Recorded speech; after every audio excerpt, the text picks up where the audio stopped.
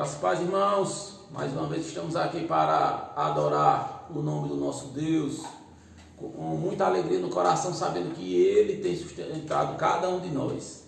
E assim também quero saudar todos com a santa paz do nosso Senhor Jesus Cristo, porque Deus Ele tem sido fiel para conosco, e os olhos do Senhor estão atentos para ver o nosso clamor, como a gente estava aqui cantando. Os olhos de Deus, Deus é um Deus de perto, mas também é um Deus de longe. Deus é um Deus que tem visto toda essa situação, toda essa calamidade e tem estado conosco diante de todas as aflições. E o importante para cada um de nós, para mim e para você que está me ouvindo nessa hora, é nós termos fé no nosso Senhor e Salvador Jesus Cristo. E vamos nesse momento abrir a palavra do nosso Deus no livro dos Salmos. Salmo 3. Livro dos Salmos, Salmo 3. Peço a você que está em casa, que esteja abrindo a palavra do Senhor, no livro dos Salmos. E vamos fazer a leitura de todo esse salmo, o Salmo de Davi, que tem como título Confiança em Deus na adversidade. Diz assim a palavra do Senhor: Senhor, como tem crescido o número dos meus adversários. São numerosos os que se levantam contra mim. São muitos os que dizem de mim, não há em Deus salvação para ele. Porém tu, Senhor, és o meu escudo, és a minha glória e o que exaltas a minha cabeça. Com a minha voz clamo ao Senhor, e ele do seu santo monte me responde. Deito-me e pego no sono, acordo porque o Senhor me sustenta. Não tenho medo de milhares do povo que tomam posição contra mim de todos os lados. Levanta-te, Senhor, salva-me, Deus meu, pois feres nos queixos a todos os meus inimigos, e aos ímpios quebra os dentes. Do Senhor é a salvação, e sobre o teu povo a tua bênção. Louvado seja Deus, irmãos, porque nesse momento Davi fugia de Absalão, seu filho. Nesse momento Davi fugia porque o seu próprio filho queria matar. Mas aqui ele tinha confiança. Aqui ele disse que sabia que Deus era o escudo, a fortaleza dele. Nós não estamos fugindo de um ser. Não sei o que é que você está passando, mas muitas vezes o nosso maior problema somos nós mesmos, nossa cabeça. Muitas vezes é o medo do amanhã, mas nós precisamos colocar tudo diante do nosso Deus. E aqui no versículo 5, diante de toda essa perseguição, diante de todo esse problema, Davi dizia assim: deito-me e pego no sono, acordo porque o Senhor nos sustenta. E em tempo de aflições, irmãos, a primeira coisa que acontece é a gente perder o sono. Então que possamos nos deleitar, confiar no Senhor Jesus e dormir tranquilo. Saber que Ele tem cuidado de nós, sabendo que Ele é o nosso Pai. E nesse momento nós vamos fazer uma oração. Vamos orar nesse momento. Senhor nosso Deus e Pai, só o Senhor é Deus, só o Senhor é santo, santo, santo. E como o Senhor nos ensinou, nos dá o pão nosso de cada dia. Senhor Jesus, perdoa os nossos pecados. Meu Deus, que o Teu nome seja glorificado, exaltado e santificado como é lá no céu. Que a nação, que o povo da nossa terra estejam atentos e te clamem, louvem e respeitem o Teu nome. Porque nós sabemos que um dia todos os joelhos se dobrarão diante de Ti. E aqui nós te clamamos que o Senhor venha derramar a Tua paz sobre as nossas vidas. Aqui nós te pedimos, ó Deus, que o Senhor, em nome de Jesus, venha fortalecer todos esses que estão nos ouvindo. Venha fortalecer a nossa alma, venha fortalecer a nossa vida. Venha fazer com que venhamos a descansar em Ti, ó Deus. Pai querido, nós sabemos que só o Senhor pode nos dar um sono tranquilo. Nós sabemos que só o Senhor pode acabar com essa epidemia. Nós sabemos que tudo depende do Senhor e tudo está no teu controle. Sabemos também que todas as coisas cooperam para o bem daqueles que te amam. E nós te amamos, ó Deus. Nós reconhecemos que o Senhor é o Deus das nossas vidas. Nós reconhecemos também que somos fracos, ó Deus. Nós somos fracos, ó Deus. Nós somos falhos e dependemos de Ti para respirar, para nos alimentar, para termos alegria. Por isso nós pedimos também, como o salmista Davi, restitui, ó Pai, a alegria da Tua salvação em nossas vidas. Restitui o regozijo, ó Pai, para que possamos Te louvar, Te exaltar, Te bendizer. Meu Deus, abençoa nossos familiares, abençoa nossos filhos, nossos pais, nossos irmãos da fé, nossos conhecidos, nossos amigos, ó Deus. Derrama da Tua bênção, ó Pai, sobre nossa nação, sobre nossa cidade, sobre o nosso presidente, nosso governador, nosso prefeito, nossos governantes, ó Deus. Meu Deus, tem misericórdia, não deixa que esses homens, ó Pai, estejam agindo de forma ímpia, mas que o Senhor venha intervir em nossa nação e no mundo. Senhor, nós Te louvamos por Tua misericórdia em nosso meio. Senhor, nós Te agradecemos porque um dia o Senhor nos resgatou das trevas para a Tua maravilhosa luz. E sabemos que nós não merecemos o Teu favor e a Tua graça nos alcançou. Muito obrigado, Pai, por ter morrido numa cruz por nós. Nós Te louvamos, porque um dia saberemos que reinaremos contigo. Aceita, ó Deus, todo esse ato de culto, aceita a nossa oração, perdoa-nos, ó Pai, porque nós não sabemos orar como convém, como diz a Tua palavra, mas nós já chegamos a Ti. E sabemos, ó Deus, que o Senhor é um Deus perdoador e também um Deus abençoador. Nós Te agradecemos por tudo, em nome de Jesus. Amém. Vamos louvar ao nosso Deus com o hino 49, sempre vencendo.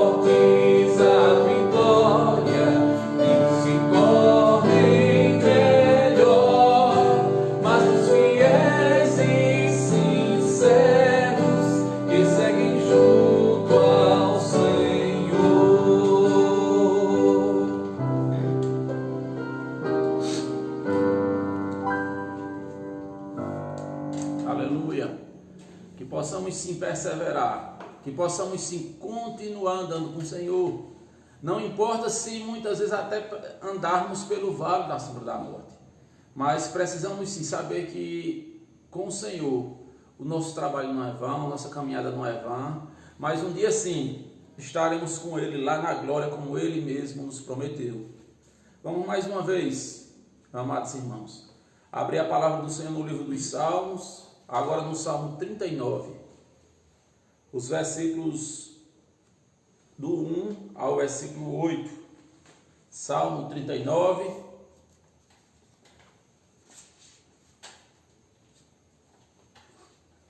Vamos fazer essa leitura. Você que está em casa, abra a sua Bíblia, abre a palavra do Senhor no livro dos Salmos, e nós faremos essa leitura agora de forma alternada. Com os irmãos que estão aqui, o pastor Paulinho. Vamos lá? Diz assim a palavra do Senhor: disse comigo mesmo, guardarei os meus caminhos, para não pecar com a língua, porém mordaça a minha boca, enquanto estiver na minha presença o ímpio. Emudeci em silêncio, calei acerca do bem, e a minha dor se agravou. Esbraseou-se-me no peito o coração, enquanto eu meditava, ateou-se o fogo. Então disse eu com a própria língua: dá-me a conhecer, Senhor, o meu fim, e qual a soma dos meus dias, para que eu reconheça a minha fragilidade.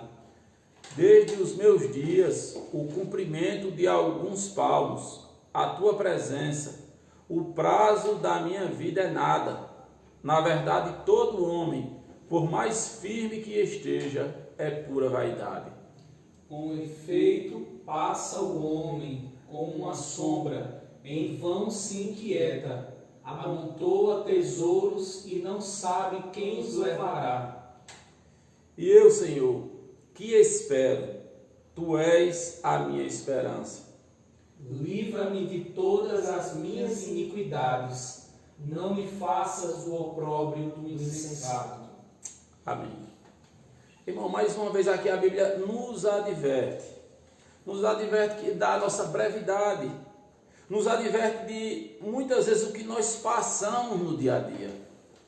O versículo 6 diz: com efeito passa o homem como uma sombra, em vão se inquieta, amontoa tesouros e não sabe quem os levará. E eu, Senhor, que espero? E essa pergunta eu faço para você: em quem você tem colocado a sua confiança? Qual tem sido a sua maior luta? Muitas vezes a gente corre, trabalha, mas a gente esquece do principal. Nós nos esquecemos que um dia nós vamos prestar conta diante de Deus. Nós vamos estar presentes no tribunal de Deus. E muitos só trabalham e querem juntar tesouro nessa terra. Mas o próprio Senhor Jesus manda a gente juntar tesouro no céu. Manda a gente nos preparar, vigiar e orar. E para que no dia que Ele vier buscar a sua igreja, ou o dia que a gente partir, que possamos estar preparados para morar com Ele lá na glória. E essa deve ser a nossa maior esperança. E deve ser a nossa maior motivação. Saber que um dia estaremos perante o Senhor. E para isso precisamos perseverar com Ele aqui na terra. E se a gente não ligar para Ele aqui na terra, Ele também vai olhar para alguns e vai dizer: apartai-vos de mim, maldito, para o fogo eterno. Nesse momento nós vamos mais uma vez estar orando. Eu peço mais uma vez ao presbítero Paulo Henrique que esteja fazendo a oração de confissão de pecados. E logo em seguida cantaremos alguns cantos. Vamos orar, irmãos. Você que está em sua casa, possa estar fechando os seus olhos nesse momento para pedirmos perdão ao nosso Deus. Senhor Deus, soberano, bondoso, eterno e grandioso Pai, a Ti, Jesus, nós colocamos diante de Ti as nossas vidas em reconhecimento da Tua grandeza, do Teu amor, da Tua paz, da Tua misericórdia, da Tua soberania sobre cada um de nós. Nós Te pedimos, Pai, guarda, Senhor, os nossos caminhos. Guarda, Pai, para que não venhamos a pecar contra Ti. Abre os nossos olhos, retirando, Deus, a venda que possa estar impedindo de enxergarmos a realidade. Aquilo que possa estar impedindo a nossa comunhão contigo. Aquilo que possa estar impedindo de nós sermos servos melhores, de nós seguirmos a Tua palavra.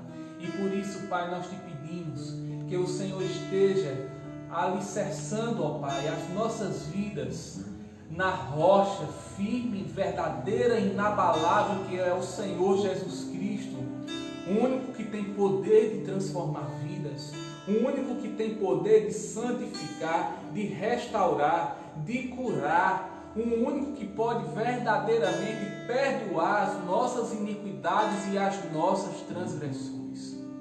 Nós sabemos, Pai, que a nossa justiça é como pano de imundície, que nós a todo momento e podemos, ó Pai, estar nos desviando do Teu caminho, mas assim não estamos, porque nós cremos que o Senhor tem nos sustentado, o Senhor tem nos fortalecido, o Senhor tem aumentado a nossa fé, e o Teu Santo Espírito que habita em cada um de nós, é Ele que irá nos mostrar o caminho que nós devemos percorrer, a estrada por onde nós devemos seguir, para que possamos ir de encontro ao Senhor, e em encontro a Ti. Então nos mostra, Pai, o caminho, nos mostra, Pai, porque Jesus Cristo é a verdade, porque Jesus Cristo é a vida, e se nós Te seguirmos, nós teremos o privilégio e o prazer de um dia irmos morar nos céus, ao lado do Criador, ao lado do Redentor, ao lado do nosso Senhor e Salvador Jesus Cristo, aquele que vive e reina para todos sempre. Amém. Vamos louvar ao nosso Deus, porque o Senhor é grande e a sua misericórdia dura para sempre.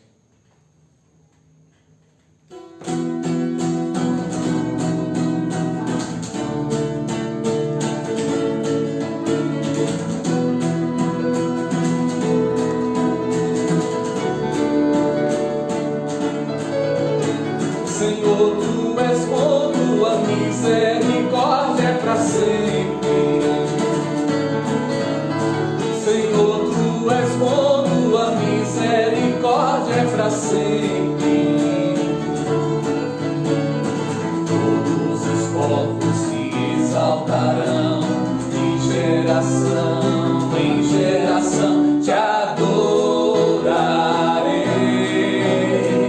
Aleluia, aleluia, Te adorarei por tudo que és. Te adorarei. Aleluia, aleluia, Te adorarei por tudo que és. Deus é bom.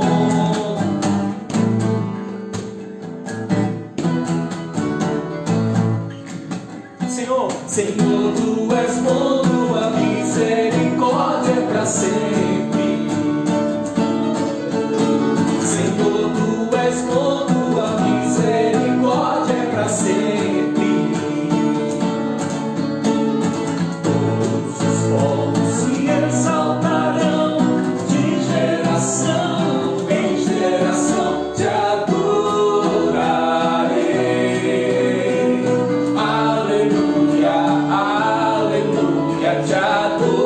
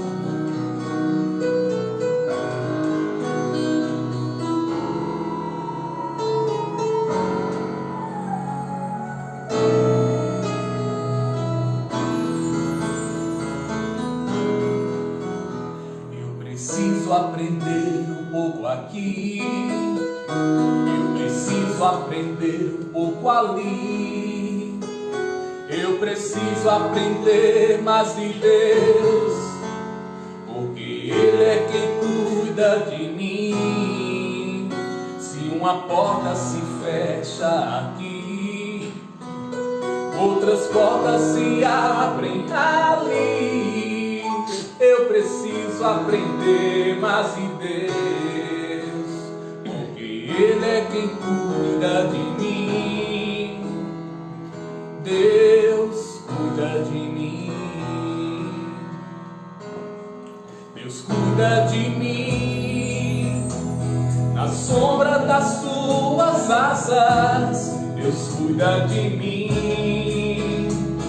Eu amo a sua casa e não amo sozinho, não estou sozinho, pois sei, Deus cuida de mim. Deus cuida de mim. Na sombra das suas asas, Deus cuida de mim. Eu amo a sua casa e não ando sozinho, não estou sozinho, pois sei, Deus cuida de mim. Se na vida não tem direção, eu preciso tomar decisão. Eu sei que existe alguém que me ama, Ele quer me dar a mão. Se uma porta se fecha aqui, outras portas se abrem ali. Eu preciso aprender mais de Deus, porque Ele é quem cuida de mim. Deus cuida de mim. Deus cuida de mim. Na sombra das suas asas, Deus cuida de mim. Eu amo a sua casa e não ando sozinho, não estou sozinho, pois sei, Deus cuida de mim. Oh, oh, Deus cuida de mim. Na sombra das suas asas, Deus cuida de mim. Eu amo a sua casa e não ando sozinho, não estou sozinho, pois sei, Deus cuida de mim.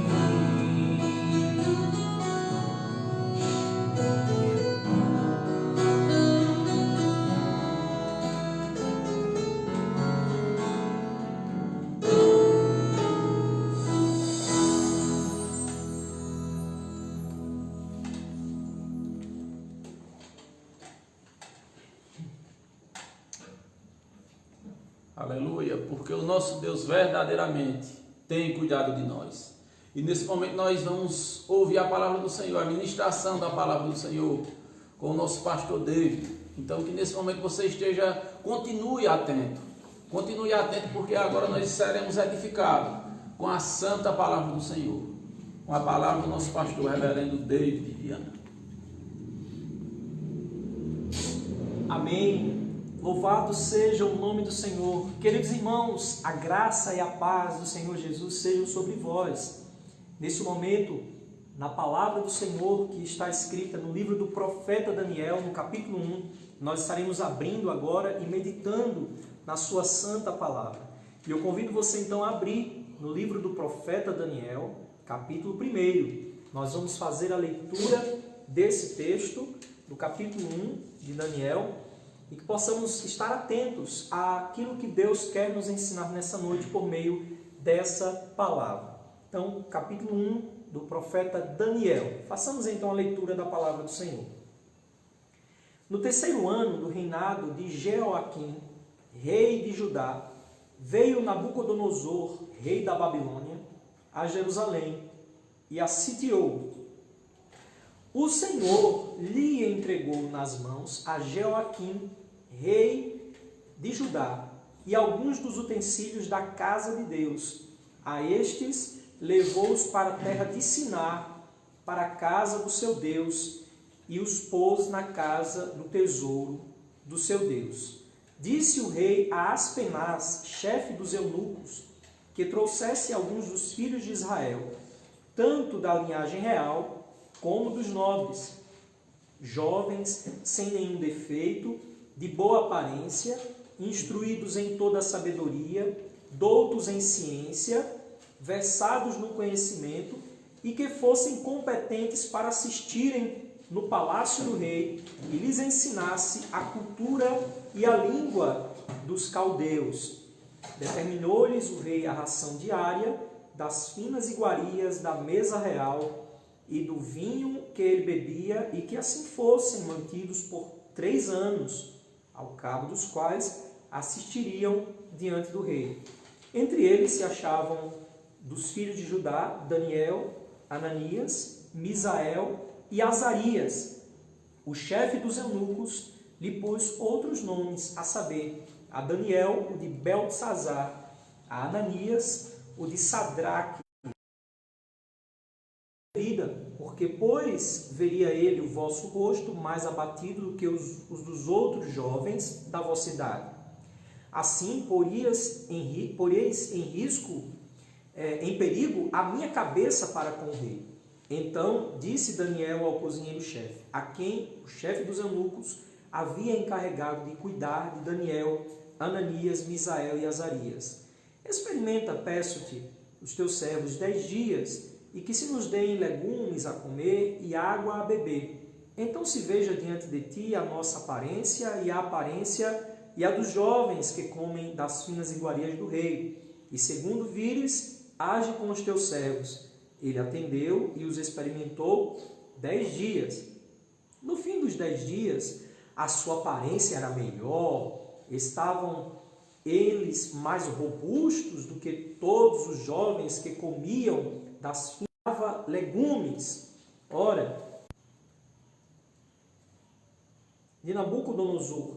Então o rei falou com eles, e entre todos não foram achados outros como Daniel, Ananias, Misael e Azarias. Por isso passaram a assistir diante do rei em toda a matéria de sabedoria e inteligência, sobre o que o rei lhes fez perguntar. O rei lhes fez perguntas, os achou 10 vezes mais doutos do que todos os magos e encantadores que havia em todo o seu reino. Daniel continuou até o 1º ano do rei Ciro. Palavra do Senhor, meus irmãos, vamos orar nesse instante. Pai bendito e amado, obrigado por tua palavra. Rogamos a iluminação e o poder do teu Espírito Santo para que o Senhor fale ao nosso coração e que em tudo, ó Deus, o teu nome seja glorificado. Assim nós te oramos em nome do Senhor Jesus Cristo. Amém. Amém. Meus irmãos, é possível percebermos o cuidado de Deus nesses dias difíceis que estamos passando? Talvez você não tenha essa percepção de que o Senhor esteja cuidando dos seus filhos nesse momento tão difícil. Parece que o Senhor se isentou de nós. Nós estamos diante de um texto no qual o livro nos aponta o início do cativeiro babilônico de Jerusalém. O capítulo 1 não apenas nos mostra a história de Daniel e os seus companheiros, como também mostra a história, como tudo isso aconteceu. O texto mostra o autor como sendo o próprio Daniel. Nós não temos aqui, logo no início, uma referência na narrativa de que seja Daniel, mas logo mais adiante, no capítulo 9, versículo 2, se você olhar para o capítulo 9 e o versículo 2 do livro de Daniel, você vai ver que Daniel se inclui na narrativa do livro, como sendo ele o próprio autor. Se você conferir comigo, ele diz assim: no 1º ano do seu reinado, eu, Daniel, entendi pelos livros. Então, nós percebemos que Daniel é o autor desse livro, porque aqui está ele se incluindo na própria narrativa desse livro profético. E ainda no capítulo 10, versículo 2, você também pode conferir, dizendo a mesma coisa: naqueles dias eu, Daniel, pranteei durante 3 semanas. Então nós encontramos aqui Daniel participando ativamente do livro, na narrativa. Então nós não temos dúvida alguma de que o autor deste livro é o profeta Daniel. Daniel então narra aqui nesse capítulo 1 a história. A história está aqui em foco exatamente apenas a história de Daniel, obviamente, e dos seus 3 amigos, Sadraque, Mesaque e Abednego. Claro, a lente histórica está focando apenas no cuidado de Deus ou na ação de Deus na história, apenas com esses homens, e em especial a maior parte com Daniel. Por quê? Deus está cuidando dos outros, mas o foco aqui, a história, a câmera histórica aponta apenas para essa parte narrativa de Daniel e os seus companheiros em todo o livro, e a maior parte como sendo do próprio Daniel. Além disso, nós vamos encontrar neste livro tanto a ação de Deus, a soberania de Deus sobre as nações, como também vamos encontrar nesse livro profecias que apontariam para a história, o fim dos tempos, como nós vemos a partir das visões que aqui neste livro contém, visões apocalípticas que coincidem muito com as visões do profeta Ezequiel e que apontam muito para as visões dos evangelhos, aquele sermão profético de Jesus, e também vai apontar para o livro do próprio Apocalipse de João. Então nós estamos tratando de um livro riquíssimo, um livro profético, uma narrativa histórica também, mas sobretudo também um livro apocalíptico. Nós temos então aqui, logo no início, um fato histórico. Se você perceber no versículo 1, nós então encontramos um ponto aqui que vai nos apontar para uma outra referência bíblica. O texto diz no versículo 1, no ano 3º do reinado de Jeoaquim. Quem foi esse rei Jeoaquim? Nós encontramos aqui logo de cara que Daniel foi um contemporâneo do rei Jeoaquim, ou seja, ele estava vivendo nos dias do rei Jeoaquim. Quem foi Jeoaquim? Para que a gente possa entender esse pano de fundo ou contexto histórico. Vamos lá então para o livro de 2 Reis, capítulo 24.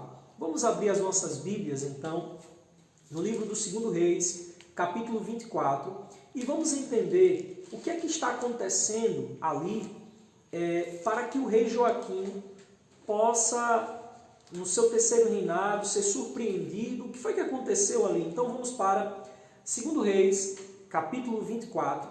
Vamos começar do capítulo 23, versículos 36.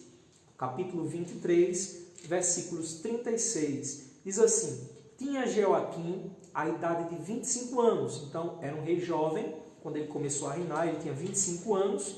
E reinou 11 anos em Jerusalém. Sua mãe se chamava Zebida e era filha de Pedaías, de Ruma. Fez ele o que era mal perante o Senhor, segundo tudo quanto seus pais fizeram.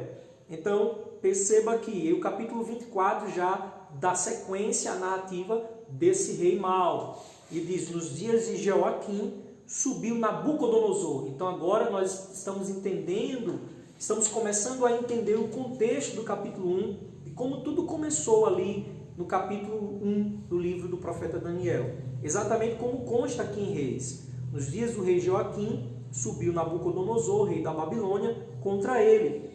E ele, por 3 anos, ficou seu servo. Conforme o texto de Daniel, no versículo 1, o rei Joaquim estava reinando durante 3 anos.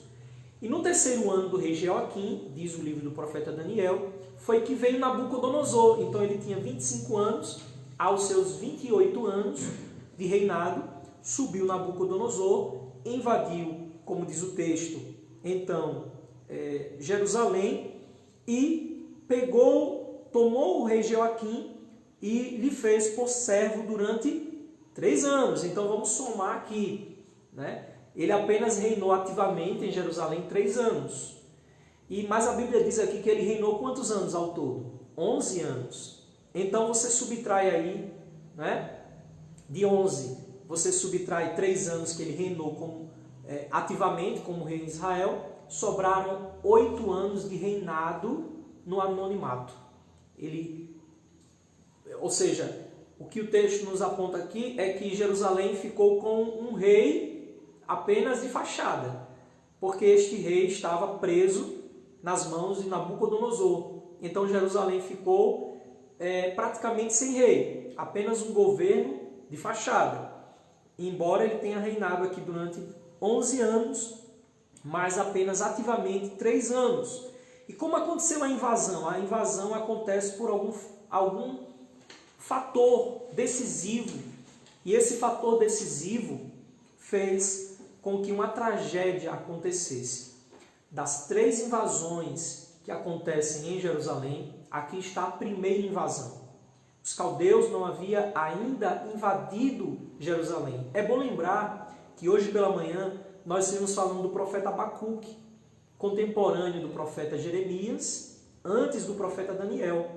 E aqui nós estamos falando do profeta Abacuque, que havia profetizado numa visão que o Senhor deu de sentença contra Judá, que os caldeus ou os babilônicos invadiriam a Jerusalém, tomariam Jerusalém. E aquela profecia que parecia se tardar, se cumpriu. Então aqui nós vemos o cumprimento da profecia de Abacuque, que hoje pela manhã nós estamos estudando, que havia profetizado que então haveria essa invasão. Então começa aqui a primeira invasão, e isso se cumpre conforme o texto. Olha o que diz o texto no versículo do capítulo 24, versículo número 3. Diz assim: com efeito, isto sucedeu a Judá por mandado do Senhor, que o removeu da sua presença por causa de todos os pecados cometidos por Manassés. Mas antes, no versículo 2, olha o que diz ainda o texto, para confirmar o que nós estamos dizendo. Enviou o Senhor contra Joaquim bandos de caldeus. Lembra aquele bando que seria enviado, profetizado por Abacuque? É enviado aqui. E bandos de sírios e de moabitas e dos filhos de Amon.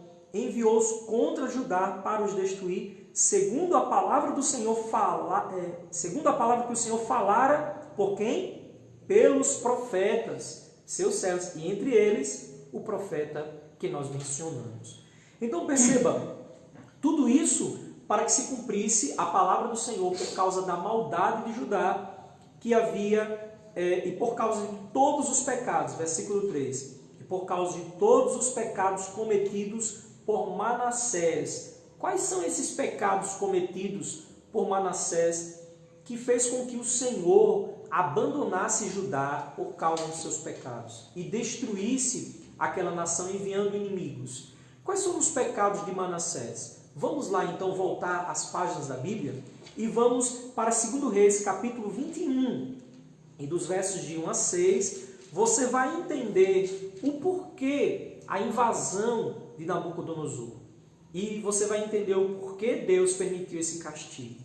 Então vamos lá ver quais foram os pecados de Manassés, no capítulo 21 de 2 Reis, versículos de 1 a 6. Diz: tinha Manassés 12 anos de idade, quando começou a reinar. Veja, um rei, uma criança reinando, né? 12 anos de idade. E reinou 55 anos em Jerusalém. Sua mãe chamava-se Efzibá, e fez ele o que era mal perante o Senhor. Olha agora, segundo as abominações dos gentios, que o Senhor expulsara de suas possessões e diante dos filhos de Israel, pois tornou a edificar os altos que Ezequias, seu pai, havia destruído, e levantou altares a Baal, e fez um poste ídolo, como o que fizera Acabe, rei de Israel, e se prostrou diante de todo o exército dos céus e o serviu. Veja que pecado grave. edificou altares na casa do Senhor. Meu irmão, que coisa, edificar altares de outros deuses na casa do único Deus verdadeiro, da qual o Senhor tinha dito: em Jerusalém porém o meu nome. Também edificou altares a todo o exército dos céus, nos 2 átrios da casa do Senhor. E o pior de todos, e queimou a seu filho como sacrifício. Adivinhava pelas nuvens, era agoureiro e tratava com médiuns e feiticeiros. Prosseguiu em fazer o que era mal perante o Senhor, para provocar a ira do Senhor. Meus irmãos, que gravidade de pecado. Um homem incitado a fazer o mal, a praticar a maldade, a iniquidade e provocar a ira do Senhor. O Senhor, como quem foi juntando todas essas coisas, ainda pacientemente, mas chega um momento que a casa cai, como diz a expressão, o limite chega. E então nós encontramos aqui a razão pelo qual Deus, então, vai punir o seu povo, porque aqui nós estamos falando dos pecados de Manassés, mas que eram os pecados de toda a nação, porque toda a nação era, então, incitada a repetir os pecados de Manassés, da mesma maneira. E aqui nós encontramos ainda o versículo 4 do capítulo 24, como diz o seguinte: como também por causa do sangue inocente que ele derramou, com a qual encheu a cidade de Jerusalém. Por isso o Senhor não o quis perdoar. Sabe que gravidade é essa? Você não recebeu o perdão de Deus? Como é difícil você não receber o perdão de uma pessoa. Já é difícil quando você pede perdão e a pessoa diz assim: eu não perdoo você. Agora você imagina você sentir isso de Deus. Veja a gravidade do pecado de Manassés. Ele não quis perdoar esses pecados. Foram pecados graves, gravíssimos. Por isso aqui está a razão da primeira invasão.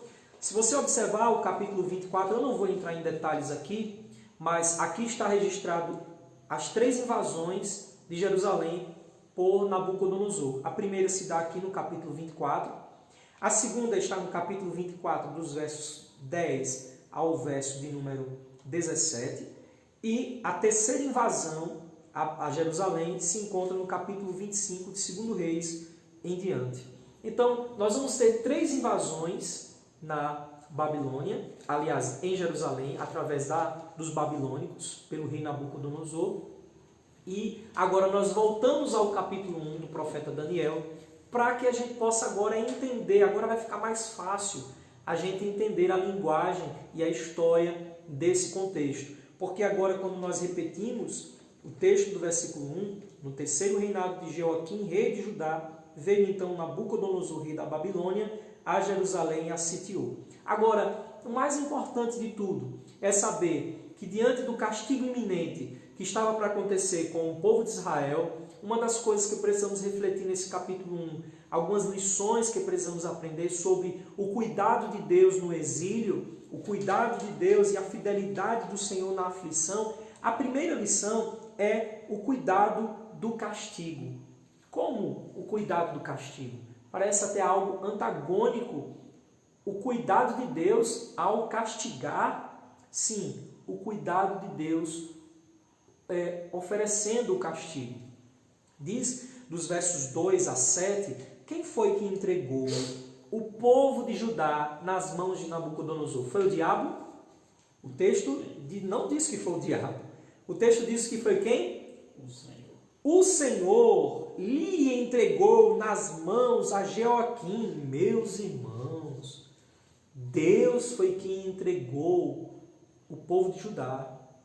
Não foi apenas uma questão de derrota de exércitos, não foi apenas uma questão política, não foi apenas uma questão bélica, não uma questão de poder, mas foi o Senhor que entregou. Os livros de história vão registrar esse fato. E os livros de história vão registrar apenas o fato político e histórico. Mas eles não vão relatar o fato espiritual, eles vão até comentar. Dizem os protestantes ou a religião cristã que Deus, o Deus deles, havia entregado, então, o povo de Judá ao rei Nabucodonosor. Mas aqui nós encontramos o fato, não apenas a história, não apenas a política ou o poder bélico que os caldeus tinham, mas encontramos aqui o fato, que o Senhor foi quem entregou. Isso nos mostra, meus irmãos, uma coisa muito importante. O Senhor é soberano sobre todas as nações. Ele tem poder sobre todos os reis, ele é rei dos reis. Ele tem poder sobre Nabucodonosor e usa Nabucodonosor para dizer: vai, invade a minha cidade e toma o meu povo. O Senhor é soberano sobre as nações, ele faz como quer, ele é poderoso, ele é rei dos reis. Por isso o texto nos mostra o cuidado de Deus no castigo, porque o Senhor não apenas entregou nas mãos de Nabucodonosor o rei de Judá, mas também entregou todos os utensílios da casa de Deus. Todos os utensílios da casa do Senhor foram ali entregues a Nabucodonosor. E estes o levou para a terra de Siná. A terra de Siná aqui é a mesma terra da Babilônia. Siná ou a Babilônia é a mesma terra. Estamos falando de um mesmo lugar.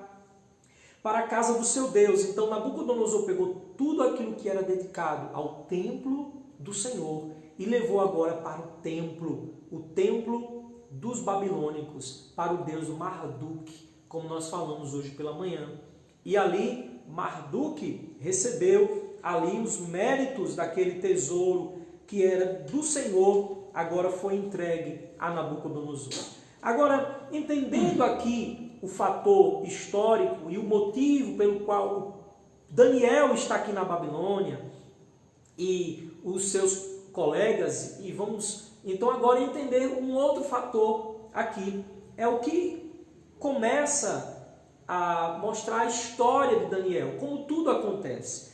E aí o versículo 3 diz que o rei Nabucodonosor pede para que Aspenaz, o chefe dos eunucos, que cuidavam dos jovens, pudessem então separar pessoas específicas. E eu vejo aqui a providência de Deus se dando aqui, mesmo nesse castigo. Eu vejo aqui a providência do Senhor, mantendo aqui, veja no versículo 3, que Nabucodonosor pediu a Aspenaz que ele trouxesse alguns dos filhos de Israel. Ele não disse para trazer todos os filhos de Israel. Ele disse para trazer alguns dos filhos de Israel. E quem eram esses? Esses filhos eram da linhagem real e da linhagem dos nobres. Você precisa entender que é prometido que Jesus viria da raiz de Davi, que Jesus viria então de uma linhagem. Essa linhagem aqui é mantida. Na sua providência, Deus mantém a linhagem do Messias. A providência de Deus no castigo, apesar do castigo, mantém a providência de manter a linhagem real e a linhagem dos nobres. E é interessante porque a descrição do que ele fala é que deveria ser jovem sem defeitos, como diz o versículo 4, de boa aparência, instruídos em toda sabedoria, ou seja, só pessoas inteligentes, pessoas capazes que fossem colocadas diante do rei, levadas para lá. Se você observar o versículo 5, então ainda foi colocado diante deles a maneira como eles seriam mantidos. Mantidos por 3 anos. Era como servar gaiamum, né? Pessoa que serva caranguejo, gaiamum. Aqui nessa região não é muito de dar gaiamum, nem servar, né, caranguejo. Mas demora-se um pouco tempo para servar gaiamum e caranguejo e dando alimento. Aqui foram 3 anos, é como você servar aí por 3 anos porco, gado, você dá alimento para ele ficar forte, robusto, e depois de 3 anos é que eles deveriam comparecer ao rei Nabucodonosor para lhe servir no palácio. E entre eles, como eu disse, a história está focando aqui apenas em Daniel e nos seus 3 companheiros, conforme o versículo 6. Meus irmãos, o que acontece é que a permissão de Deus no castigo em levar os seus filhos até o exílio, até o cativeiro babilônico, nós precisamos entender que a providência de Deus se dá no castigo. Se você lembrar, nós encontramos a mesma ação de Deus para com Adão. Veja que quando Adão pecou, o que foi que aconteceu? Quando Adão pecou, o Senhor os expulsou Adão e Eva do paraíso. Não foi assim que Deus fez? Os expulsou. Para quê? Para que ele não comesse de volta da árvore da vida. E então ele continuasse eternamente em pecado. Então, expulsar, punir, castigar, é nessas coisas que também está a providência do cuidado de Deus. Então, o castigo do Senhor, muitas vezes aos seus filhos, é uma providência para que a gente não permaneça no erro, assim como Adão, assim como os filhos de Israel aqui no cativeiro babilônico. É como você pegar, por exemplo, o seu filho, uma criança, e você levar para dar injeção. Quem de graça quer tomar injeção? Ninguém quer tomar injeção de graça. Não é? Ninguém. Injeção dói demais, não é isso? E agora imagine, uma criança não gosta de tomar injeção. Mas por que eu como pai, você como mãe, nós devemos levar os nossos filhos para tomar aquela injeção? Por que será? Porque apesar da dor que a injeção pode provocar, mas ela traz consigo os seus benefícios. Assim, o castigo de Deus aqui traria dores enormes para o seu povo, mas de fato traria um maior benefício espiritual, que seria a liberdade da nação toda com a promessa que viria por vir. Por isso, quando nós acompanhamos o texto, ainda percebemos aqui o cuidado de Deus, não apenas com o castigo para aquele povo, não é? Providenciando para que eles não continuassem na maldade conforme Manassés continuou e não houve arrependimento, mas aqui sim, depois desse castigo, todo o coração se quebrantou. Depois desse castigo, todo o coração então foi revelado a buscar ao Senhor. Da mesma forma, encontramos o cuidado de Deus não apenas no castigo, mas em segundo lugar, encontramos o cuidado de Deus no cuidado físico. É verdade, o cuidado físico dos seus filhos. Se você observar o capítulo 1, do versículo 8, nós encontramos aqui uma decisão de Daniel. E essa decisão é uma decisão firme, não é uma decisão que vai fazer ele mudar de ideia. Ele diz, resolveu Daniel firmemente não contaminar-se com as finas iguarias do rei. É muito provável que Daniel aqui estivesse querendo cumprir as dietas mosaicas, conforme nós encontramos lá em Levítico, capítulo 11, dos versos de 1 a 47. É muito provável também que Daniel estivesse querendo cumprir as determinações judaicas, também de Levítico, capítulo 17, dos versos 10 a 14, quando proibia comer carne de porco ou de animais com a pata de fenda ou a pata aberta. É muito provável que Daniel também estivesse evitando comer as comidas sacrificadas aos ídolos babilônicos, que geralmente eram sacrificados para ir até a mesa de Nabucodonosor. Então Davi, por isso, ele preferiu obedecer a Deus e evitar se contaminar com as comidas oferecidas e com comidas que não eram agradáveis ao Senhor nosso Deus. Por isso, Daniel resolveu fazer isso. E por que ele resolveu fazer isso? Veja o cuidado de Deus no versículo de número 9. Veja o que Deus diz. Ora, Deus concedeu a Daniel misericórdia e compreensão da parte do chefe dos eunucos. Foi necessária a ação de Deus. Não foi apenas uma bondade de Daniel, a fidelidade de Daniel moveu o coração do homem. Não, não. Aqui foi a ação de Deus. A ação de Deus na vida de Daniel, mostrando o cuidado de Deus no exílio. Mostrando que até naquele lugar de calamidade, no lugar longe da sua terra, mostrando que Deus é Deus até na Babilônia. Deus governa até na Babilônia, meu irmão. E até na Babilônia, Deus cuidou de seus servos. E perceba, Deus cuidando da saúde dos seus filhos. Nós não temos aqui o histórico do cuidado de Deus na saúde de todos os que foram levados. Porque, como eu falei para vocês, a narrativa aqui, o foco está em Daniel e seus companheiros. Não está nos demais que foram também. Mas existiam outros, conforme o texto diz no versículo 6, né? Que entre eles, ou seja, existiam outros além de Daniel, Sadraque, Mesaque e Abednego. Não eram apenas eles. Mas o foco da câmera aqui, do texto, da narrativa, apenas aponta esses personagens. Mas o que é interessante entender é o cuidado de Deus para com eles. Misericórdia, Deus concedeu misericórdia. O que é misericórdia? A gente precisa se lembrar. Se graça Deus nos dá um favor imerecido, a misericórdia é Deus não nos dar aquilo que a gente merece. Então, Deus teve misericórdia de Daniel, não dando a Daniel aquilo que ele merecia. E, aliás, aquilo que todo o povo de Judá merecia, que era continuar sendo castigado.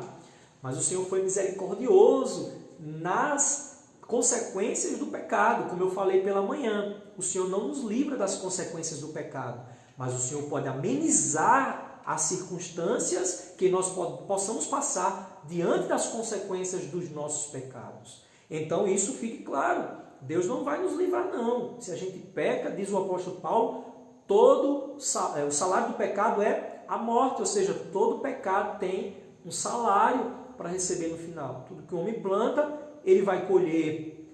E assim o texto é claro em dizer que o Senhor concedeu misericórdia ao seu povo, amenizando ali as consequências do pecado que foram cometidos, e foi a consequência deles estarem sendo levados para a Babilônia.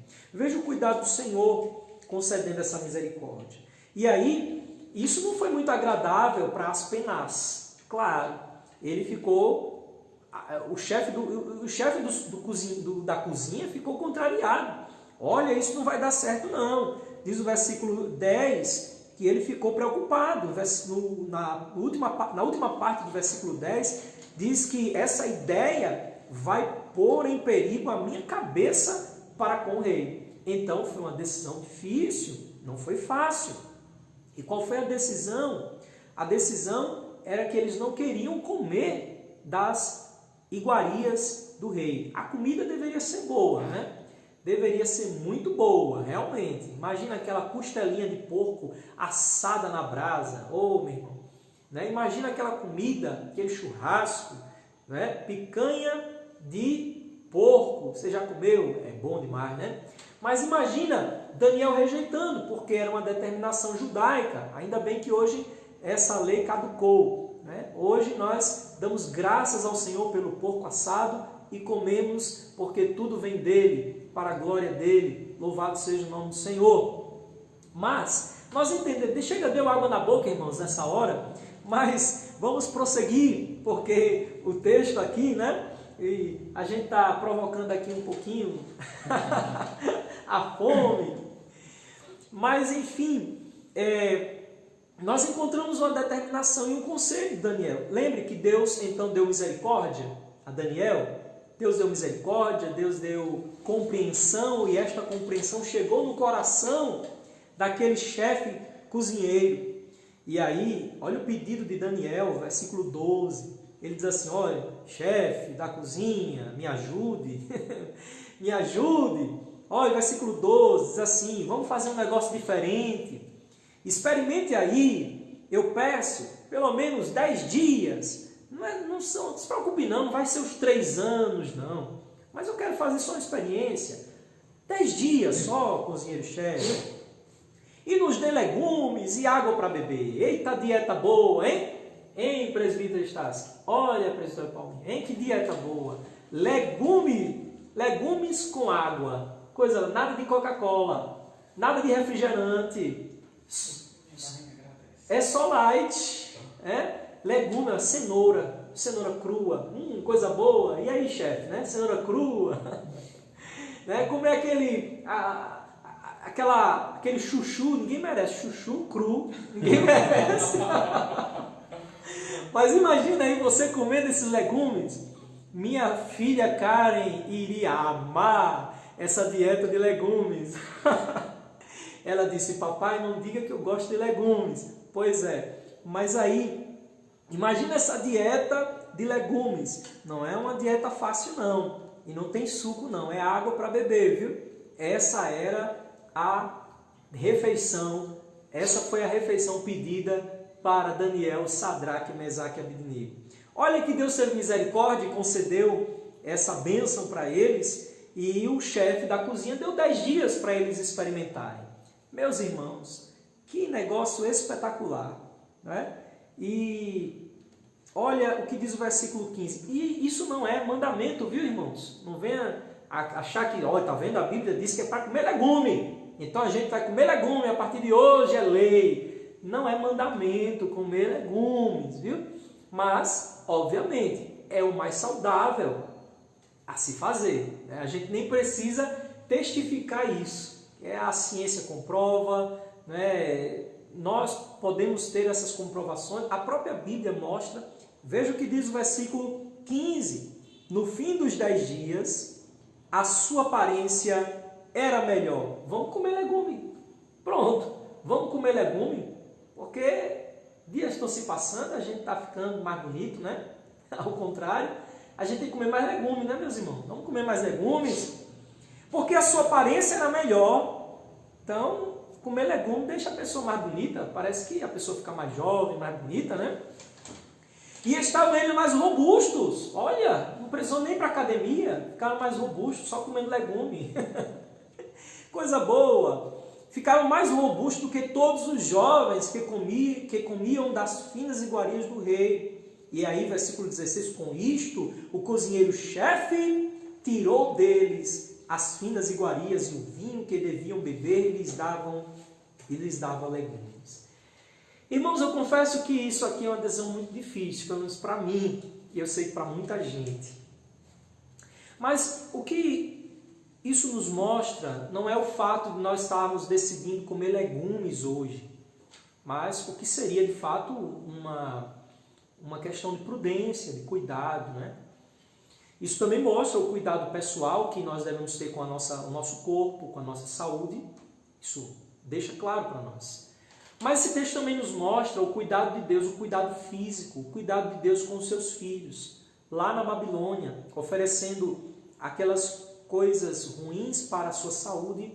Então Daniel resolve se alimentar daquilo que é mais saudável, porque aqui eles estariam sendo guardados, eles não estariam praticando exercícios físicos, eles estariam numa vida sedentária, usando apenas a inteligência para futuramente servir no palácio do rei. Era mais uma vida sedentária, e uma vida sedentária, comendo comidas gordurosas, comendo comidas assim não saudáveis, isso vai prejudicar diretamente na saúde da pessoa. Pois bem, aqui nós encontramos exatamente o cuidado de Deus para com seus filhos, permitindo que eles cuidassem da sua saúde nesse tempo de sedentarismo, em que eles estariam parados, usando apenas a mente para trabalhar.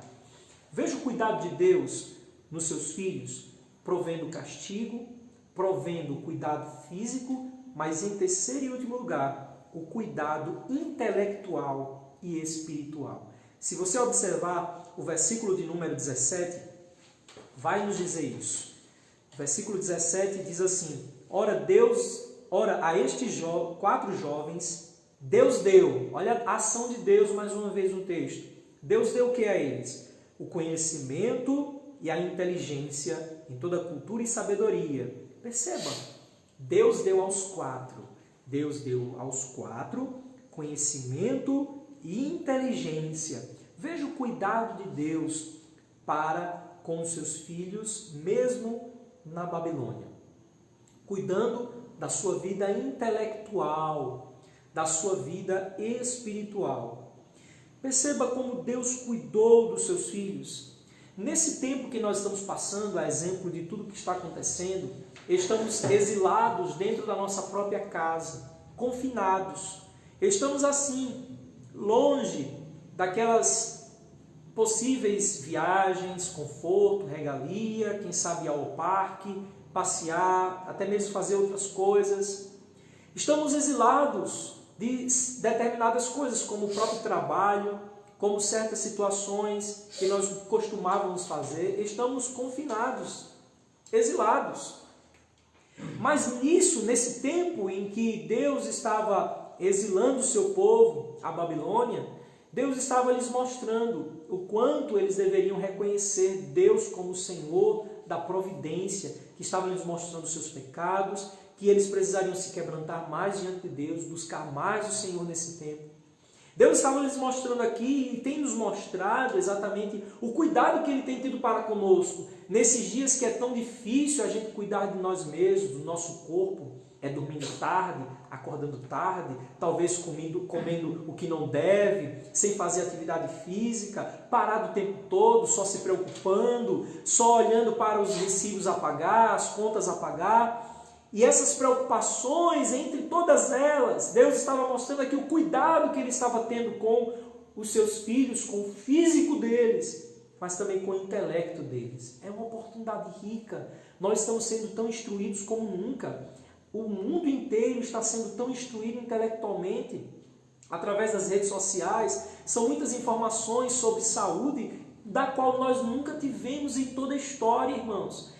Todas as pessoas hoje estão tendo acesso a informações da saúde, a informações da medicina, a informações da ciência, a informações da física. Todas as pessoas estão tendo acesso a muitas informações. Nós somos a geração de maior informação como nunca houve. Nós estamos tendo uma capacidade intelectual muito grande. E é este o cuidado de Deus para com seus filhos, o cuidado intelectual, mas sobretudo aqui, o cuidado espiritual. Nós estamos em um afastamento, no isolamento, o isolamento horizontal. Eu gostei desse termo, isolamento horizontal. É verdade, estamos afastados horizontalmente. Estamos no isolamento, então, horizontal, mas não estamos no isolamento vertical. Nós não estamos isolados de Deus. Nós não estamos isolados verticalmente porque estamos conectados uns com os outros e estamos conectados com Deus. Aqui nós encontramos, meus amados irmãos, o cuidado de Deus para com apenas não o intelecto, mas também para com a espiritualidade dos seus filhos. Como nós percebemos que a Daniel, Deus deu inteligência de todas as visões e sonhos. Aqui vale nos lembrar daquela mesma situação que aconteceu com José no Egito, que era de Deus as interpretações dos sonhos e das visões. Aqui estamos falando da vida espiritual. Lembre-se que no capítulo 6 nós encontramos Daniel orando 3 vezes por dia. Então, ali o Senhor estava cuidando espiritualmente dos seus servos, apesar de estar na Babilônia. Mas nós encontramos um jovem orando. Nós encontramos um jovem cuidando da sua vida espiritual. Não apenas cuidando de si, do seu corpo, da sua intelectualidade, mas um jovem cuidando da sua vida espiritual, buscando a Deus. Ei, meu irmão, esse tempo é um tempo também de cuidar da vida espiritual. Não fique acomodado apenas pegando o celular e assistindo lives e lives e lives e lives. Isso é bom. Mas isso não é suficiente. A sua Bíblia está lá. Pega a sua Bíblia. Você também. Não é simplesmente ficar apegado ao celular. Vai começar um culto. Vamos lá. Sim, é bênção. Isso é bom. A gente tem que fazer, certo? Mas e você? E Deus? E você? Você vai ficar esperando só os outros mandarem lives para você? Não.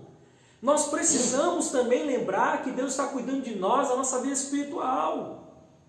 Então nós precisamos saber que Deus estava cuidando de Daniel, Sadraque, Mesaque e Abdenego, de tal forma que a gente vê Daniel orando 3 vezes por dia.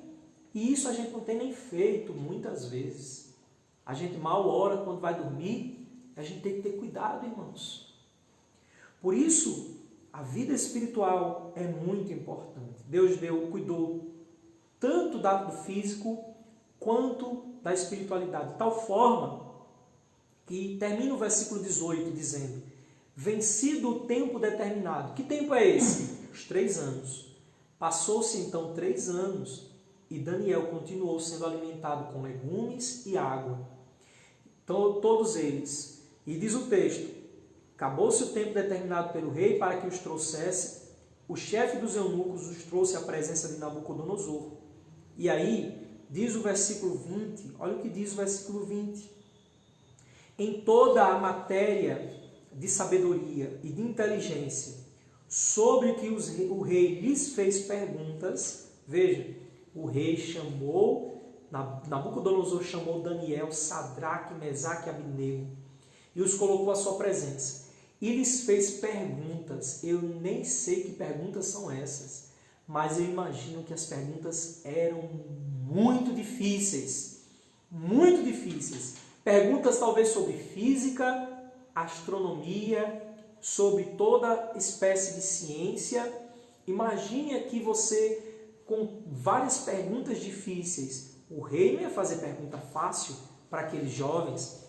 Ele perguntou perguntas difíceis, inclusive, provavelmente, na língua dos caldeus, porque eles aprenderam a língua, a ciência e a cultura dos caldeus e foram questionados aqui. E essas perguntas, a todas elas, diz o texto, no versículo 20, os achou 10 vezes mais capacitados, doutos, do que todos os magos e encantadores que havia no seu reino. Você imagina uma pergunta que Nabucodonosor fez a um dos seus magos, e aí o mago deu uma respostazinha assim, tão simplesinha, né? O rei perguntando a um dos magos, o que é força física? E aí o mago diz, força física é fácil, rei. Força física é massa vezes aceleração. E aí vem a mesma pergunta para Daniel, e aí Daniel diz assim, rei, força física é massa vezes aceleração. Quando então um objeto está em atrito com o solo e ele é empurrado por uma certa aceleração, então esta força, que esse deslocamento deste objeto a uma certa distância, então calculada pela massa do corpo, vai dar nesse tal resultado, rei, que é igual à força. Você imagina aqui, na minha simples explicação, né, claro, mas numa retórica e profunda explicação, 10 vezes mais de Daniel e os seus companheiros. Assim o Senhor estava com os seus filhos, os abençoando ali na Babilônia. Isso mostra, meus amados irmãos, que Deus, Ele reina sobre todas as coisas. Mesmo que nós estejamos passando por este exílio social, nós estamos com o Deus Todo-Poderoso, o Deus cujos olhos contemplam os nossos corações. Ele está olhando para cada um de nós. Ele estava com Daniel, Sadraque, Mesaque e Abednego lá na Babilônia, e ele continua reinando sobre todo o universo, sobre toda e qualquer situação. Ele cuida de ti. Não importa, você pode enfrentar o que for, pode ter certeza que Deus cuida de você. Os seus planos jamais podem ser frustrados. Aquilo que Deus prometeu, Ele haverá de cumprir. Nós sabemos que o cativeiro babilônico durou 70 anos, conforme a profecia do profeta Jeremias. E Daniel vai falar sobre isso no seu capítulo 9.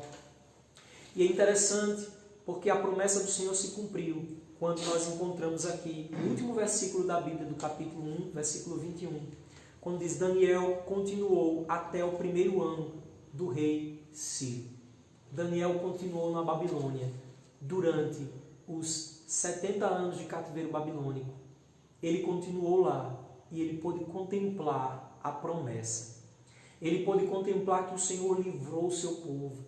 O rei Ciro foi ungido do Senhor para livrar o povo de Israel do cativeiro babilônico e promulgou a liberdade dos filhos de Israel, inclusive libertando os utensílios que estavam no templo babilônico de Marduk, levando de volta para o templo de Jerusalém, onde eles restauraram o templo do Senhor, voltaram para reedificar Judá e eles voltaram para estabelecer o culto ao Senhor. Daniel contemplou a promessa.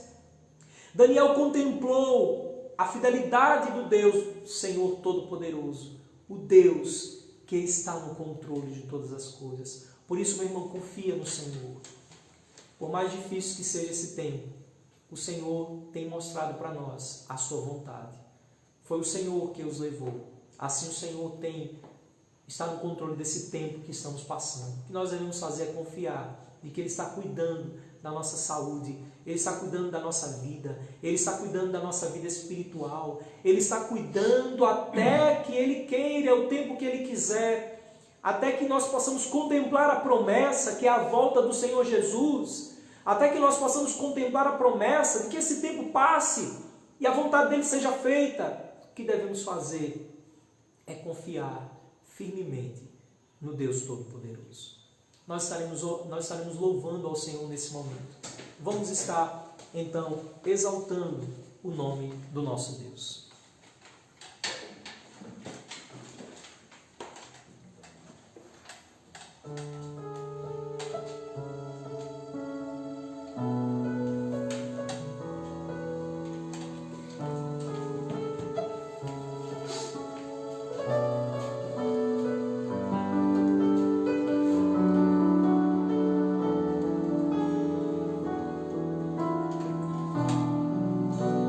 Sei que os teus olhos, sempre atentos, permanecem em mim.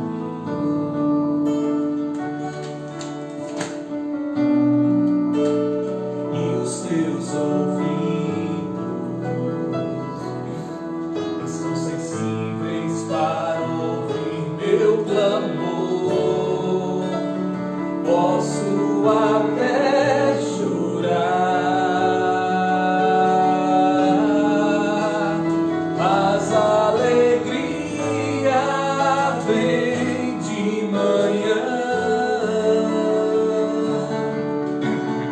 És Deus de perto, também de longe, nunca mudaste, tu és fiel.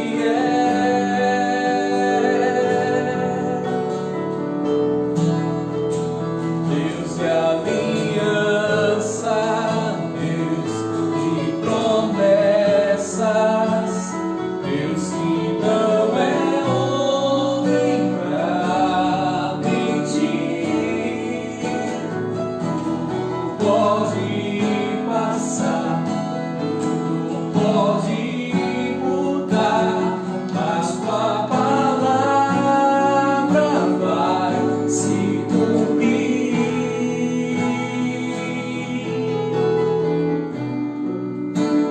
Sei que os teus olhos, sempre atentos, permanecem em mim.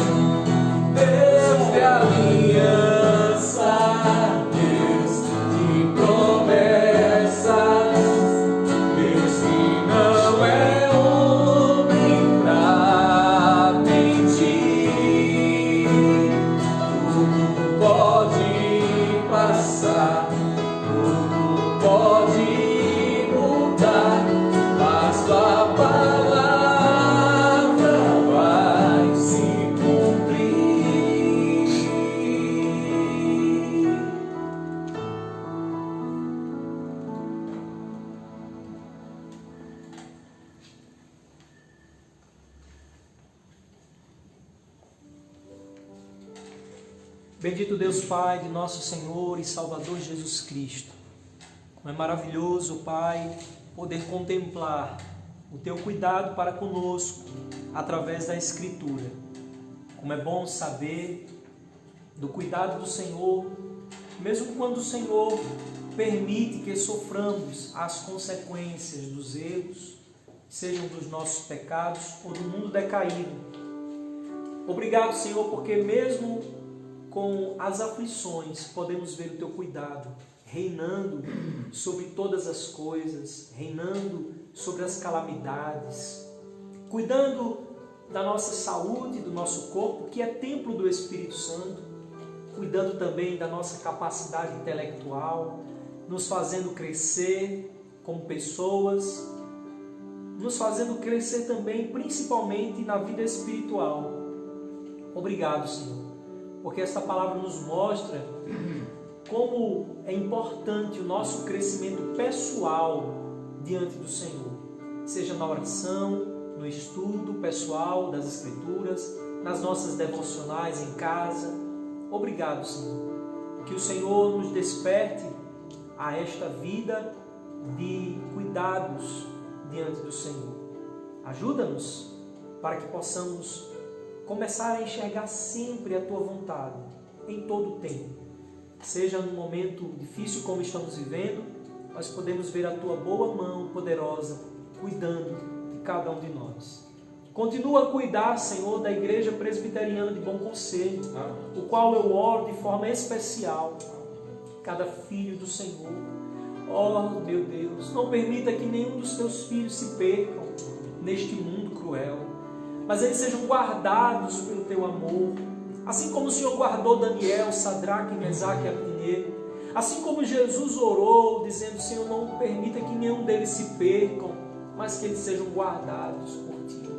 Guarda, Senhor, cada ovelha do Senhor, guarda cada irmão, guarda cada presbítero, guarda, Senhor, cada diácono, cada líder da Tua casa, guarda o Teu povo, Senhor, guarda cada ovelhinha do Senhor, desde a criança até o mais experimentado. Abençoa a nossa igreja, Senhor. Abençoa a nossa cidade de Bom Conselho. Ó Deus, abençoa a nossa nação. Cuida de cada lar, de cada família, Senhor. Seja conosco, ó Pai. Nos dá essa paz, essa alegria, apesar da Babilônia, mostrando que o Senhor é Deus até na Babilônia. Louvado seja o Teu nome para todo sempre. Obrigado por Tua palavra. Te bendizemos e Te louvamos, ó Deus, em nome do Senhor Jesus Cristo. Amém. No mais, meus irmãos, que o amor de Deus, o nosso cuidador e bondoso Pai, a graça maravilhosa do Senhor e Salvador Jesus Cristo e as divinas consolações do Espírito Santo de Deus sejam sobre nós, sobre todo o povo de Deus espalhados na face da terra, hoje e para sempre.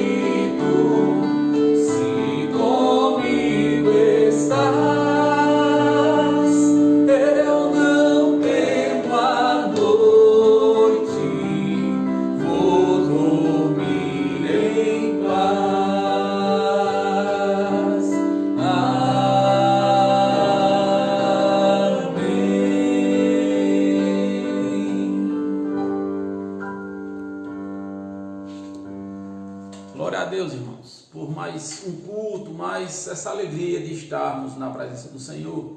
E agora eu tenho alguns avisos para você. Estaremos na próxima quarta-feira, se assim o Senhor nos permitir, com um culto ao vivo, transmitido pelo nosso pastor David, e no próximo domingo, às 9h30 da manhã e às 18 horas da noite, também transmitido novamente de forma ao vivo. E pedindo a Deus, né, que a sua misericórdia, que essa pandemia, que esse vírus Deus possa iluminar os homens para achar a cura, para logo mais estarmos todos juntos, unidos na comunhão do Senhor. Mas também nós queremos parabenizar os nossos aniversariantes dessa semana. Hoje o nosso irmão Ariclênio, dia 20 a irmã Maria Lúcia, dia 23 Irani Gomes, dia 25 o irmão Gilson dos Santos. Nós queremos rogar as bênçãos do Senhor para a vida de cada um de vocês e que continuem firmes nos caminhos do Senhor. Nós também queremos pedir a você que é dizimista, contribuinte aqui, nossos irmãos, nós estamos disponibilizando a conta do Bradesco, vai aparecer aí embaixo no site, na descrição aí tem aí a conta, então você continue cooperando com o trabalho do Senhor, porque nós estamos afastados, e essa é uma das preocupações dos nossos dias, que está vários comércios parados, mas só que as contas estão chegando. Então, que você que é dizimista continue sendo firme, fiel nessa obra do Senhor, que Deus é quem tem nos recompensado, e você também que nos assiste, se tiver o desejo de estar contribuindo com essa obra e abençoando vidas, para que nós possamos continuar sustentando alguns missionários e pessoas que têm necessidade, também você está à vontade em contribuir conosco. Que Deus abençoe a vida de cada um de vocês, que possamos aprender como o pastor nos ensinou nessa noite, que possamos estar firmes, resolver firmemente, como Daniel, não se contaminar com as coisas desse mundo, e preencher a nossa mente da Bíblia, preencher o nosso tempo, como Daniel fazia, orando 3 vezes por dia. E às vezes às vezes você, às vezes nós ficamos assim abalados porque nós não tiramos esse tempo precioso para termos comunhão com o Senhor. Que Deus os abençoe. Tenha uma noite de paz, uma semana na presença do Senhor, e que Deus esteja abençoando as nossas vidas. Amém. Deus abençoe.